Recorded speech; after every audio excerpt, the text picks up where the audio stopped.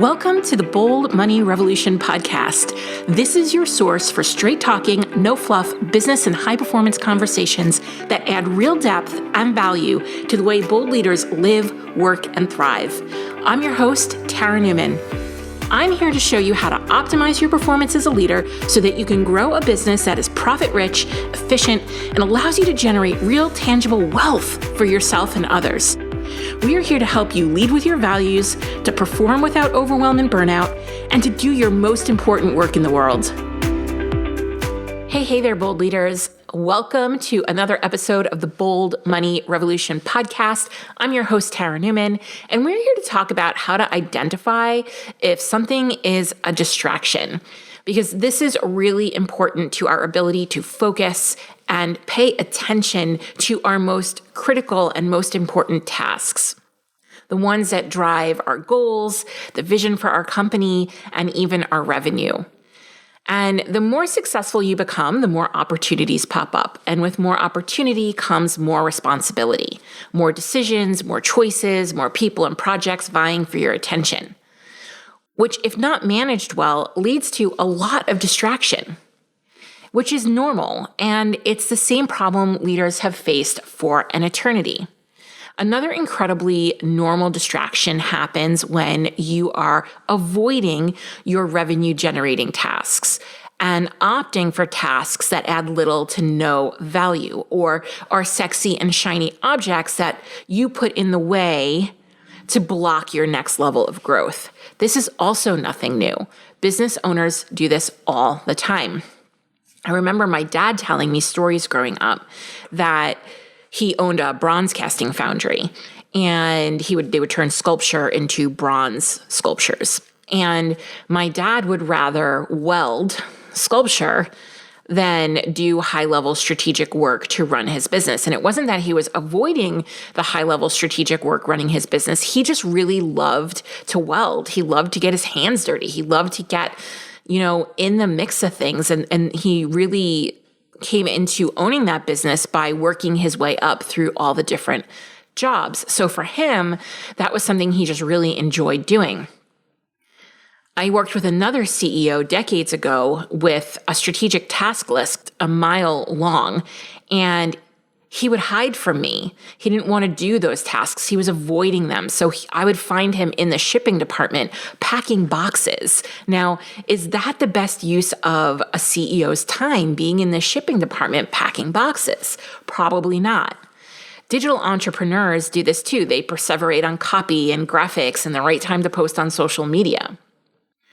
Or they come up with a sales plan and an idea to get them to that sales goal that they want, but then they start thinking about, well, what's the best way for me to do that? Should I do a TED Talk or should I do something else? And those things become distractions, taking them away from doing the sales activity that needs to happen right now to bring revenue in right now. Right? TED Talks are great. They build authority. They build credibility. They will help you get into doors. They will help you make sales, but it's a long game.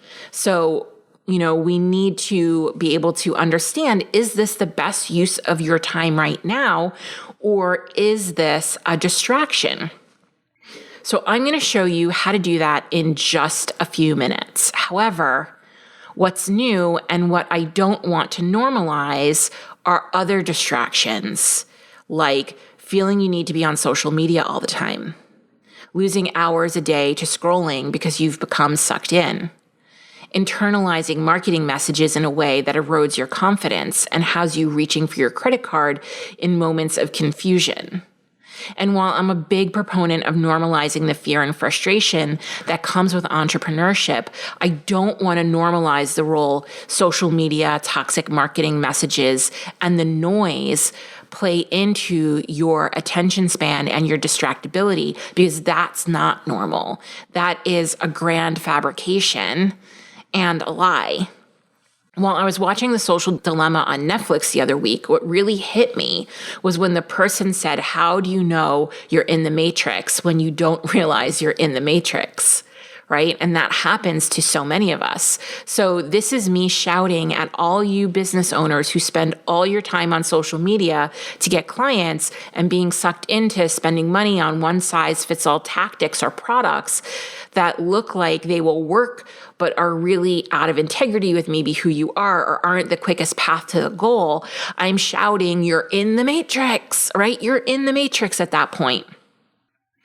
So today I'm going to give you 3 simple steps to assess if something is a distraction or worth putting on your goal sheet or project list.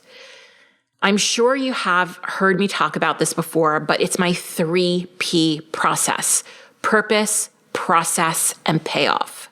I first started using the 3Ps over 20 years ago when creating learning content for leadership development. Every training program we created had to have a clear purpose, process, and payoff. And the 3Ps work remarkably well for almost anything. We utilize this quick framework in a myriad of ways with our clients and in our inside tools. When you're faced with a choice, ask yourself these questions. So when you're faced with a distraction or a choice or an opportunity that might be taking you away and pulling your attention away from your goal, your vision, or your sales, or anything like that, here's the questions I want you to ask yourself. What's the purpose? Why do you want to take this on? What's important to note here is your energy. How do you feel about your reasons? Energized, electrified, excited, or put upon, overwhelmed? Second question, what's the process? List all the steps you need to take to achieve this purpose. Is it simple or is it involved and time-consuming? Third question, what's the payoff? What is the result you hope to achieve? Be realistic. Is the result achievable in the time frame you are looking at? Or is there a quicker path to the goal? What is all of this going to cost you? Is the payoff enough of an ROI? How much energy will this consume, and is there a good enough return on your energy? If you revise the process, does it enhance the payoff? So go back. If this was feeling heavy and not worth it, can you revise the process to get you there quicker, and does that enhance the payoff? Now that you answered these questions, is it worth the time, energy, and effort to take you away from your original plan, original goal, your original actions? If not, it's most likely a distraction from you getting the results you want.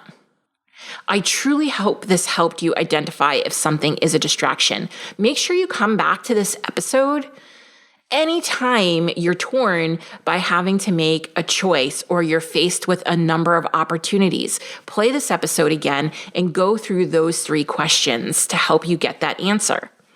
Come find me on Instagram at the Tara Newman and let me know how the 3Ps have helped you make more intentional and informed decisions.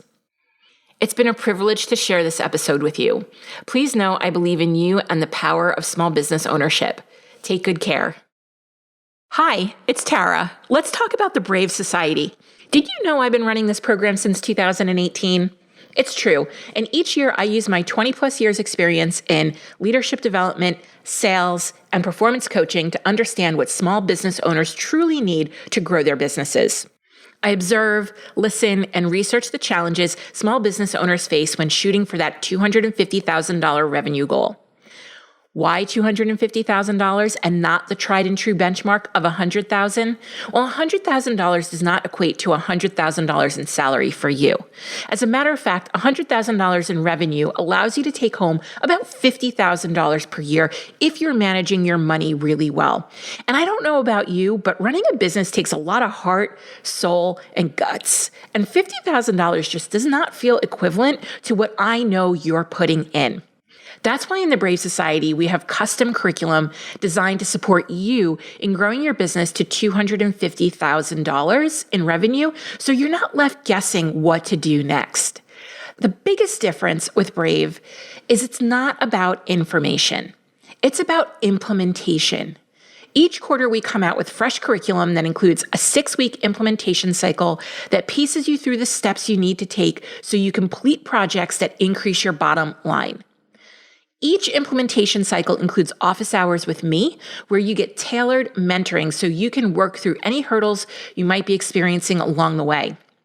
You have access to tools and resources to help you assess where your business is and trainings to support you in your next step, so you have proven systems to help you grow.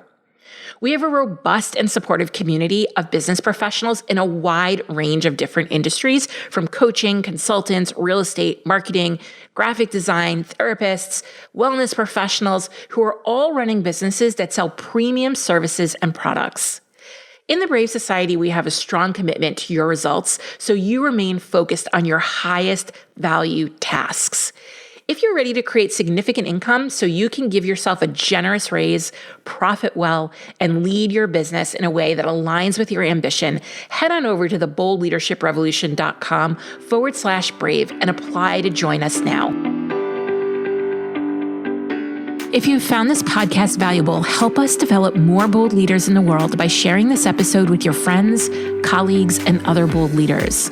Also, if you haven't done so already, please leave a review.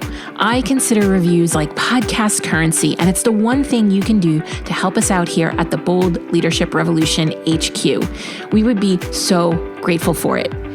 Special thanks goes to Stacey Harris from Uncommonly More, who is the producer and editor of this podcast. Go check them out for all your digital marketing and content creation needs. Be sure to tune into the next episode to help you embrace your ambition and leave the grind behind.